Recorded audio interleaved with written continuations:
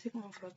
Sigmund Freud, bapak psikoanalisis itu dilahirkan di Moravia pada tanggal 6 Mei 1856 dan meninggal di London pada tanggal 23 September 1939.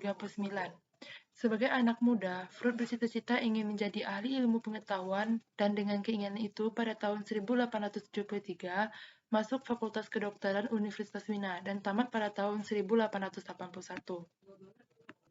Perhatian khusus Freud terhadap neurologi mendorongnya mengadakan spesialisasi dalam perawatan orang-orang yang menderita gangguan saraf.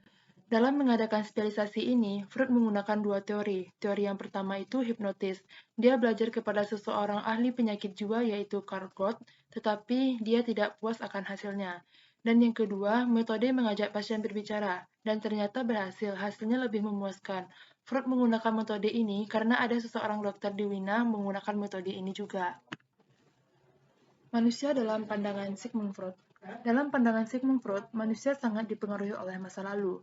Perilaku dan permasalahan yang muncul pada setiap individu merupakan implikasi proses yang terjadi sebelumnya, terutama pada umur 1 sampai dengan 5 tahun.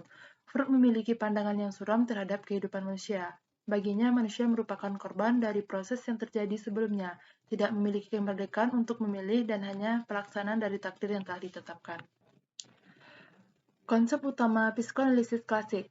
Teori psikoanalisis memiliki beberapa konsep-konsep utama yang khas dan membedakan dengan teori-teori kepribadian yang lainnya. Konsep-konsep tersebut adalah, yang pertama, insting kekuatan pendorong dari kepribadian. Insting-insting adalah elemen dasar dari kepribadian, kekuatan yang memotivasi driver, perilaku, dan menentukan arahnya. Adapun jenis-jenis insting itu ada dua, yaitu insting hidup dan insting mati. Insting hidup disediakan agar individu dan spesies dapat bertahan hidup melalui cara tertentu untuk memuaskan kebutuhan akan makanan, udara, dan seks. Berlawanan dengan insting hidup, Freud membuat postulat mengenai insting mati yang bersumber dari biologi. Freud menyatakan bahwa bukti nyata dari seluruh kehidupan adalah kematian, kembali kepada asal menjadi benda mati, dan dia menyatakan bahwa orang secara tidak sadar menginginkan kematian. Salah satu komponen dari insting mati adalah dorongan agresif. Agresif digambarkan sebagai keinginan untuk mati dengan melawan objek lain di luar dirinya. Yang kedua, tingkatan kepribadian. Freud membagi kepribadian itu ke dalam 3 tingkatan, yaitu kesadaran atau conscience. Kesadaran berkaitan dengan makna dalam kehidupan sehari-hari. Di dalamnya termasuk sensasi dan pengalaman, di mana kita menyadari setiap peristiwa yang kita alami. Kesadaran merupakan bagian kehidupan mental atau lapisan jiwa individu. Kehidupan mental ini memiliki kesadaran penuh. Dan yang kedua, prasadar. Prasadar merupakan lapisan jiwa di bawah kesadaran, berada di tengah antara sadar dan tidak sadar. Prasadar sebagai penampung dari ingatan-ingatan yang tidak dapat diungkapkan secara cepat, namun dengan usahanya sesuatu tersebut dapat diingat kembali. Dan yang ketiga, ketidaksadaran. Ketidaksadaran merupakan lapisan terbesar dari kehidupan mental, merupakan fokus utama dalam teori psikoanalisis yang berisi insting-insting atau pengalaman yang tidak menyenangkan yang ditekankan. Meskipun individu sepenuhnya tidak menyadari keberadaan instingnya tersebut, namun insting tersebut aktif bekerja untuk memperoleh kepuasannya. Terus yang ketiga, dari konsep utama psikoanalis klasik, yaitu struktur kepribadian.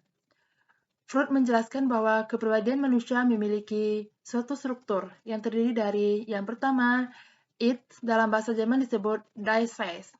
Id merupakan komponen kepribadian yang primitif, instinktif. Id berproteksi kepada prinsip kesenangan. Prinsip ini pada dasarnya adalah cara untuk mereduksi. Yang kedua, ego. Dalam bahasa Jerman disebut dengan Die Seits.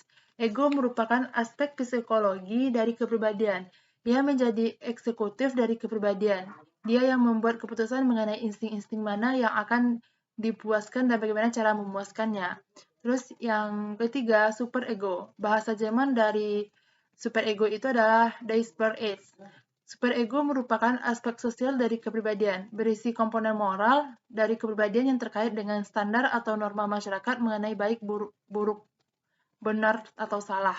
Melalui pengalaman hidup, mulai dari masa kanak-kanak, individu sudah menerima informasi mengenai tingkah laku yang baik dan yang buruknya. Terus yang selanjutnya yaitu penerapan teori psikoanalisis dalam konseling. Penerapan teori dalam konseling itu yang pertama yaitu tujuan konseling dalam psikoanalisis. Uh, Tujuan itu konseling yang dilakukan dalam psikoanalisis bertujuan untuk membentuk kembali struktur karakter individu dengan jalan membuat kesadaran yang tidak disadari dalam diri klien. Yang kedua, metode konseling. Metode konseling ini ada beberapa teknik yang digunakan antara lain yang pertama asosiasi bebas. Ini merupakan teknik utama dalam psikoanalisis. Yang kedua, analisis mimpi. Analisis mimpi didasarkan kepada asumsi bahwa pada saat tidur, ego menjadi lemah untuk mengontrol dorong-dorongan id ataupun hal-hal yang disadari. Yang ketiga, interpretasi. Setelah masalah diketahui, kemudian diinterpretasi dan psikoanalisis akan mendorong pasien untuk mengakui ketidaksadarannya. Dan yang keempat, resistensi. Terkait dengan inspirasi, tujuan yang diharapkan adalah klien mencapai insting atau kesadaran. Tetapi hal ini tidaklah mudah karena mungkin akan muncul resistensi, penolakan. Terus yang kelima, transferensi. Terjadi ketika pasien merespon psikoanalisis sebagai figur pada waktu kecil. Respon ini dapat berupa respon positif maupun respon negatif, tergantung kepada suasana emosi yang dialami. Sekian dari saya tentang teori Sigmund Freud. Semoga bermanfaat bagi teman-teman yang mendengarkan, dan terkhususnya buat saya sendiri. Saya sudahi dengan wassalamualaikum warahmatullahi wabarakatuh.